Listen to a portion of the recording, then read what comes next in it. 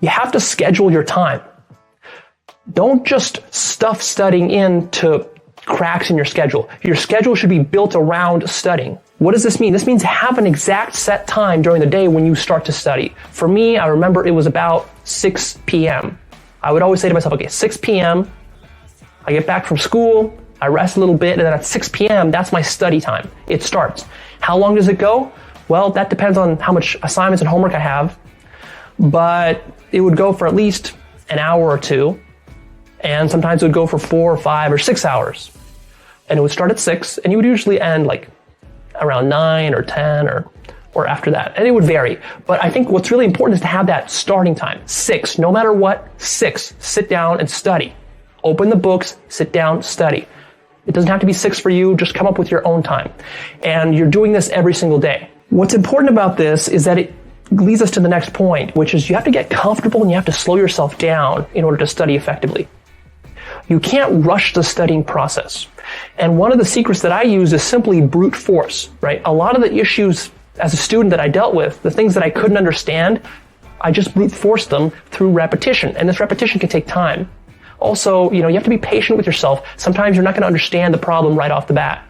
So you just kind of repeat it, mull it over, and that means sometimes it takes you longer.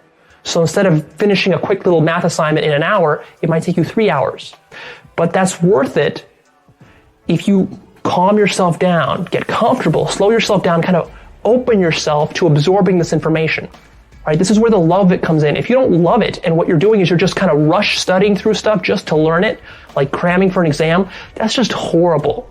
That's horrible. Because all you're trying to do is you're like a dog jumping through hoops. That's basically what you are when you're doing that.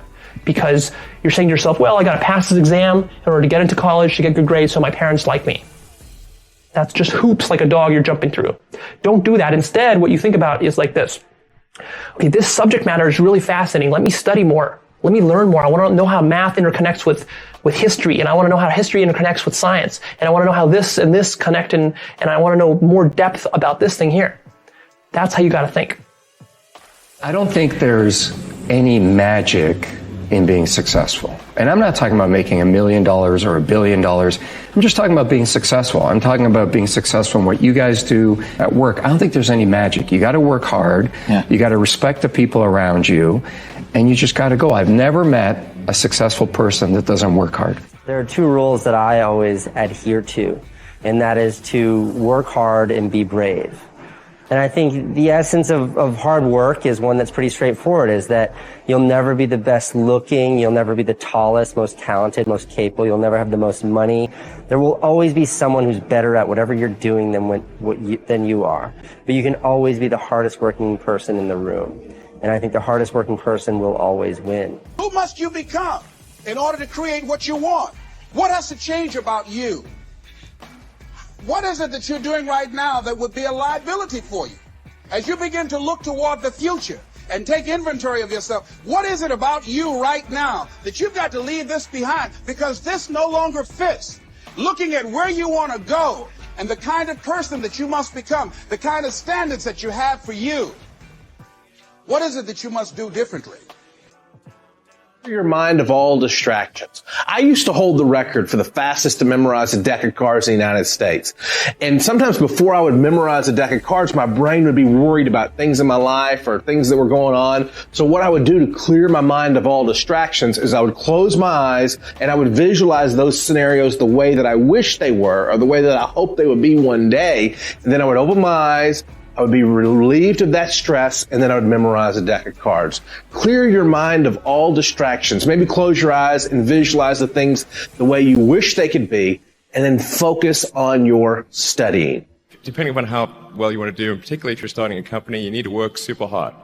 So what does super hard mean? Well, when my brother and I were starting our first company, instead of getting an apartment, we just rented a small office, and we slept on the couch.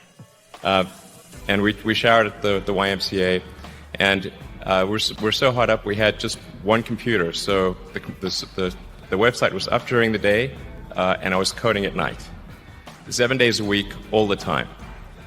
And I sort of briefly had a girlfriend in that period, and in order to be with me, she had to sleep in the office.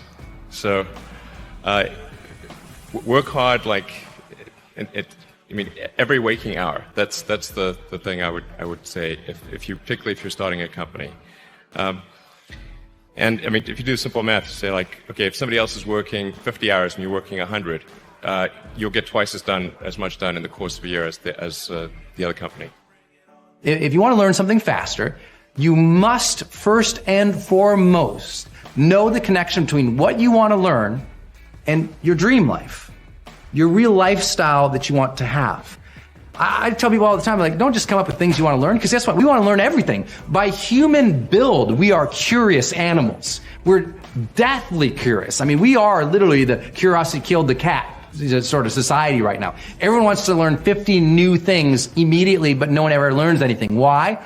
Because it's not real for them. It's a transient desire. If you want to become a great learner, it has to be attached to a dream life of yours. A true lifestyle that you see for yourself.